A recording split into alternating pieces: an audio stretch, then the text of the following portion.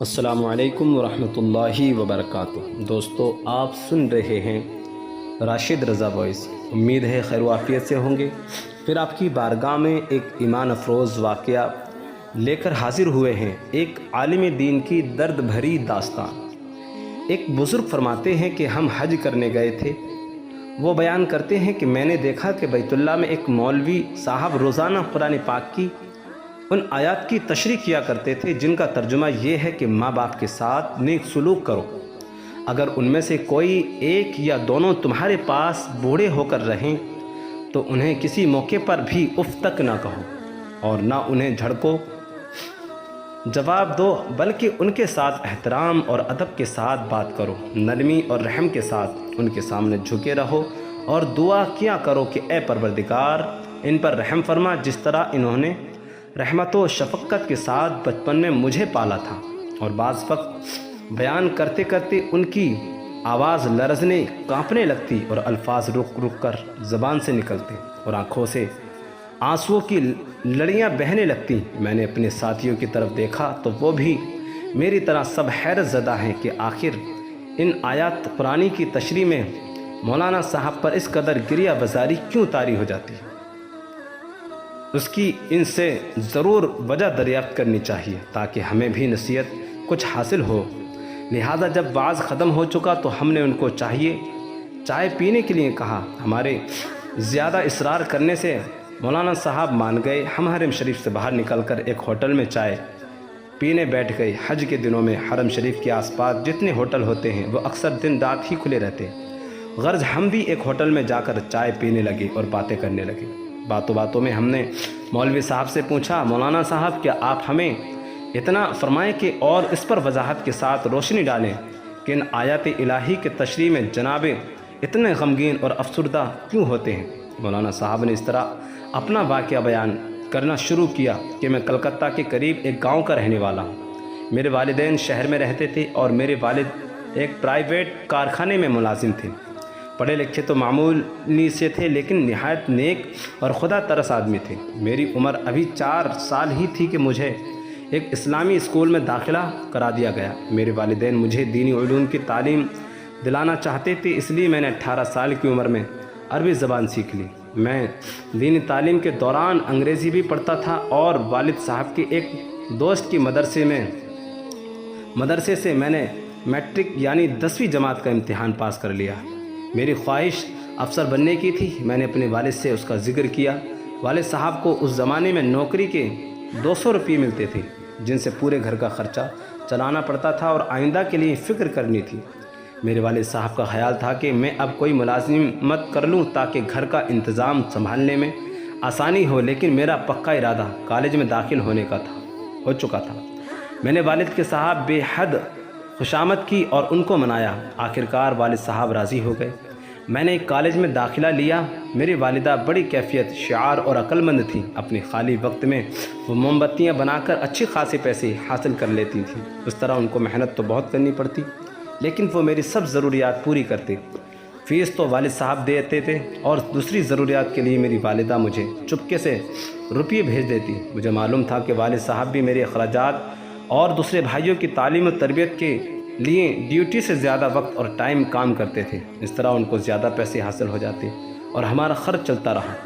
میں نے 6 سال میں ڈگری حاصل کر لی۔ میں نے ڈگری تو بے شک حاصل کر لی مگر اس کالج کی تعلیم کے دوران اور اس زمانے میں کالج کے ماحول کے رہن سہن نے میرے اسلامی شعار اور طریقے کو بالکل ہی بدل دیا۔ میں اسلامیات کو بالکل ہی بھول چکا تھا، اس لیے یہ ماحول ہی نیا اور ایسا تھا کہ میں وہاں کا رنگ کے لیے بغیر نہ رہ سکا۔ میرا ذہن میں میرے خیالات جدید تعلیم و تربیت سے بے حد متاثر ہو چکے تھے۔ اب کیسا دین اور کیسی دین کی باتوں پر چلنا اور کیسی نماز روزہ رکھ کرنا، میرے حالات اور خیالات سب ہی بدل چکے تھے۔ میں نے 6 سال پورے کالج میں اول نمبر کی کامیابی حاصل کی، اس لیے درخواست دینے پر مجھے اس کالج میں ملازمت مل گئی اور میں 350 ماہوار تنخواہ پانے لگا۔ چند سالوں میں میری تنخواہ 500 روپیہ مہینے کی ہو گئی۔ اب والدین میری شادی کی فکر کی۔ وہ چاہتے تھے کہ کسی نیک اور دیندار لڑکے سے میری شادی ہو جو گھر میں ایک اچھی بہو کی طرح رہے، لیکن میری خواہش یہ تھی کہ وہ آج کی نئی تہذیب اور نئی تعلیم سے واقف ہوتا کہ موجود دور اور اعلیٰ سوسائٹی میں सके, हर एक के साथ खुले आम बातें कर सके, नंगे डांस देख सके और नंगे डांस कर सके, सीना तान कर बाज़ारों में चल सके और हर बेहयाई के काम में तरक्की करके आगे बढ़ सके। लिहाजा मैंने अपनी पसंद का ज़िक्र अपने माँ के ज़रिए से अपने वालिद साहब से कर दिया, लेकिन उन्होंने पसंद ना किया और बुरा माना। लेकिन मुझे नई रोशनी के सिवा कुछ दिखाई ही नहीं देता था। ऐसा भूत सर पर सवार था कि कहाँ का खुदा का खौफ और कहाँ का दीन का शौक़, ना कुरान मजीद से मोहब्बत और ना नबी करीम सल्लल्लाहु अलैहि वसल्लम से उल्फत। हर तरफ से नफ्स और शैतान ने पूरी तरह से रंग चढ़ा दिया और मैं अपनी ज़िद पर कायम रहा। माँ बाप की बात किसी तरह भी मेरी अक़ल में ना आती थी और ना ही मैं मानने के लिए तैयार था। बहरहाल मैंने अपने वालिदैन को बार बार इसरार करके राज़ी कर लिया और वो मेरे इसरारी से राज़ी हो गए। शायद उस वजह से कि उन्हें अंदेशा था कि अगर वो इनकार कर दें तो शायद मैं अपनी मनमानी करूं, और इस खौफ से उन्होंने हाँ कर दी। लिहाजा एक फ़ैशन एवल जाहिल बेदीन से बेज़ोर लड़की से मेरी शादी हो गई। शादी को अभी 2-4 महीने हुए थे कि वालिद साहब के कारखाने में एक गैस की टंकी फट जाने से उनकी दोनों आंखें जाती रहीं। इसलिए अब वो कारखाने से जाने से माजूर और बेकार हो गए और काम के काबिल ना रहे, और अब वो घर में रहने लगे और उनको कारखाने की तरफ से एक मामूली रकम माजूरी इल्हांस के तौर पर मिलने लगी। मेरी बीवी को इस्लामी तालीम और तहज़ीब से दूर का भी वास्ता ना था। वो तो सिर्फ़ आज़ाद ख़याल और तेज़ मिजाज औरत थी जिसे न खौफ खुदा और न इश्क़ मुस्तफ़ा। वो क्या जाने कि इस्लाम क्या है। वो तो पहले ही दीन से जाहिल मुतलक थी। कुछ उसकी सहेलियों ने उसके कान भर दिए कि अरे देखो, सास ससुर की खिदमत करना तुम्हारा फ़र्ज़ नहीं, बल्कि सास ससुर तो तुम्हारी खिदमत के लिए हैं, तुम उनसे जो चाहे खिदमत लेना। जो लड़कियां जाहिल कबार और बेअक्ल होती हैं वो अपने सास ससुर की खिदमत किया करती हैं। तुम्हारा कोई हक़ वक्त नहीं कि उनकी खिदमत करने का। तुम अपने शौहर की होकर रहना। बस उस वक्त में किसी अंग्रेज़ से कम ना था। मेरी दिन रात सुबह शाम ऐश मज़े में गुजरती थी। अब सिवाय ख्वाहिशात नफसानी के नशे के कुछ याद ही नहीं था। लेकिन जब मैंने देखा कि मेरी महबूबा बीवी मेरे बूढ़े माँ बाप की खिदमत से नफ़रत और परहेज़ करती है तो मैं उस पर नाराज़ हुआ। लेकिन आहिस्ता आहिस्ता उसने मुझ पर जादू कर दिया कि मैं उसकी हर हरकत पर इजहार पसंदगी करता था।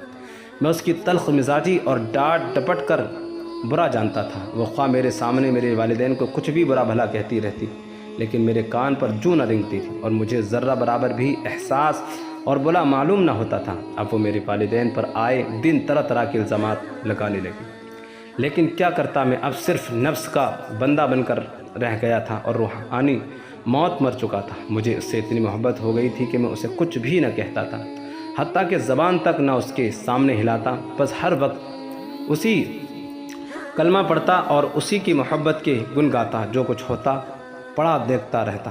प्यारे वालिदैन ने बेबस और मजबूर और लाचार और निहायत तंग आकर मुझसे फरियाद और शिकायत की। आह मेरी बदबख्ती। तो मैंने ये कहकर टाल दिया कि आपको गलत फहमी है, मेरी बीवी ऐसा नहीं है, वो तो बड़ी अक्लमंद और साहिब सलीका है, आपकी अकल ठीक नहीं है। अल्लाहु अकबर।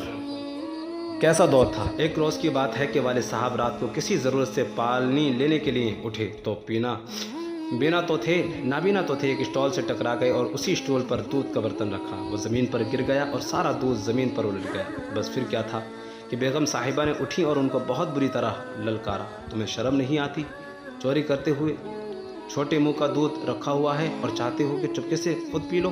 खबरदार, आइंदा ऐसी हरकत की। अच्छी तरह दूध पीने का मज़ा चखा दूंगी। मेरी दुखी वालिदा भी जाग रही थी। उन्होंने बड़ी नरम आवाज़ से कहा, नहीं बेटी, ऐसा ना कहो, ये तो पानी पीने उठे थे। सामने स्टूल था, दूध का बर्तन गिर गया। जब चुप रह बुढ़िया लगी बातें बनाने और ताबीरें करने लगी। मुझे पढ़ाती है, तुझे क्या तमीज़ भी है बात करने की? बुढ़ी, तुझसे निपटूंगी, देख तो सही, जब तेरी भी खबर लूँगी।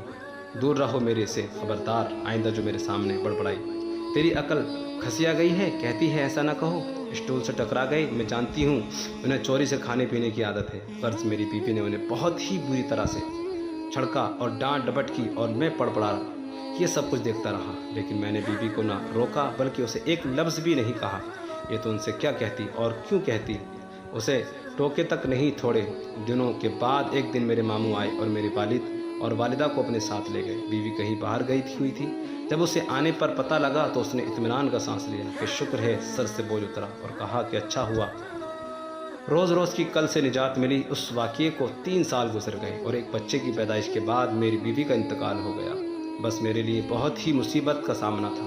بیوی کا مرنا کیا تھا، میری زندگی سنسان ہو گئی اور اکثر میں کھویا کھویا سا رہنے لگا۔ میری ایک بہت ہی مخلص دوست تھی، انہوں نے جلد ہی ایک غریب گھرانے میں میری شادی کرا دی اور یہ میری بیوی حافظ قرآن، نہایت ہی نماز روزہ اور قرآن مجید کی تلاوت کی پابند، بڑی ہی دیندار اور میری ہر طرح سے فرمانبردار تھی۔ وہ اب بھی زندہ اور میرے گھر آباد ہے۔ جب میں فکری آخرت سے بے فکر ہو کر بستر پر پڑا کھلونوں کے میز دیکھ کر زندگی کے بہترین وقت ضائع کر رہا ہوتا ہوں کہ جس کو مجھ سے بارش پرس قیامت کے دن کی جائے گی، وہ تو قرآن مجید کی تلاوت میں مشغول ہوتی ہے۔ ایک دن کی بات ہے کہ میں چارپائی پر بیٹھا تھا اور بیوی قرآن مجید کی تلاوت کر رہی تھی۔ اچانک وہ اس آیت پر پہنچی کہ جس کی تلاوت و تشریح روزانہ آپ مجھ سے سن رہے ہیں، تو میری آنکھوں کے سامنے وہ تمام واقعات آ گئے جو پیچھے گزر چکے تھے، اور میری ساتھ میری ماں باپ نے جو سلوک کیا تھا، انہوں نے جو زحمت و تکلیف میرے لیے گوارا کی تھی، اور میری زبان سے یہ بے ساختہ نکل گیا، میرے ماں باپ، اور میں ہوش میں نہ رہا۔ غرض اب اتنے عرصے کے بعد مجھے اپنے ماں باپ کی یاد آئی کہ زمانہ دراز گزر گیا، ہائے افسوس، میری آنکھوں سے آنسو آ گئے۔ میری بیوی دوڑی ہوئی آئی اور سمجھی کہ شاید مجھے کوئی تکلیف ہو گئی، لیکن اس کے بار بار دریافت کرنے پر میں نے اسے پورا واقعہ جلدی سنا دیا۔ اب مجھے بڑی بے چینی ہوئی کہ میں اپنے والدین کو کیسے پاؤں۔ میں تو دوسرے دن ہی اپنے ماموں کے یہاں گیا، لیکن وہاں پہنچ کر میری حیرت کی انتہا نہ رہی جب مجھے یہ معلوم ہوا کہ والدین کئی مہینوں پہلے گھر جانے کے بہانے سے یہاں سے روانہ ہو چکے ہیں۔ بس اتنا سنتے ہی میری پیروں تلے زمین نکل گئی۔ ہائے بڑھاپے اور نظر کے نہ ہونے کی حالت میں کہاں گئے ہوں گے۔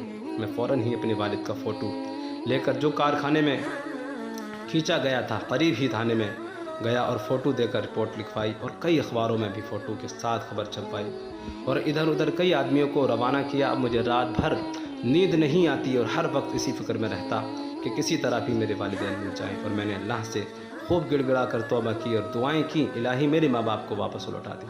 تیسرے روز ایک پولیس والا آیا اور اس نے مجھے بتایا کہ جو شکل آپ نے لکھوائی تھی بالکل اسی سے ملتی جلتی شکل کا ایک بوڑھا آدمی ایک قبر میں بیٹھا فاتح پڑھ رہا تھا۔ میں دوڑتا ہوا قبرستان پہنچا تو معلوم ہوا کہ وہ میرے چچا تھے۔ میں ان کے قدموں پر گر پڑا اور اپنے والدین کو دریافت کرنے لگا۔ چچا نے نظر اٹھائی اور 2 سامنے والی قبروں کو مخاطب کر کے پکارا، کہا، بھائی اکرم اور بھابھی زبیدہ، دیکھو تمہارا لاڈلا افسر آیا ہے۔ اکرم میرے والد کا، زبیدہ میری ماں کا نام تھا۔ چچا جان کے منہ سے یہ بات سن کر میں اوندھے منہ قبر پر گر پڑا اور پھوٹ پھوٹ کر زاروں قطار رونے لگا۔ پھر کیا بنتا، پھر کیا پچھتائے، کیا ہے جب چڑیا چگ گئی کھیت، بس اتنا کہہ کر مولانا صاحب خاموش ہو گئے۔ تو میں نے مولانا کی طرف دیکھا تو ان کی آنکھوں سے آنسو جاری تھے۔ بزرگوں نے سچ کہا ہے کہ انسان سے بعض ایسی غلطیاں ہو جاتی ہیں جو ساری عمر کے لیے افسوس پیدا کر دیتی ہیں، مگر نادم ہونے والوں کے لیے اللہ کے خوف سے عاری لوگ ٹس سے مس نہیں ہوتے، بلکہ اور زیادہ ظالم ہوتے ہیں۔ اس سے معلوم ہوا کہ والدین کا مقام بہت اونچا ہے۔ بے شک جو اپنے والدین کی خدمت کر لے گا وہ دنیا و آخرت میں کامیابی فلاح پائے گا، اور اس وقت ہم سب کو عبرت پکڑنے کی چاہیے اور اپنی طاقت سے بڑھ کر والدین کی خدمت کرنی چاہیے۔ اللہ تعالی ہم سب کو عمل کرنے کی توفیق و رفیق عطا فرمائے۔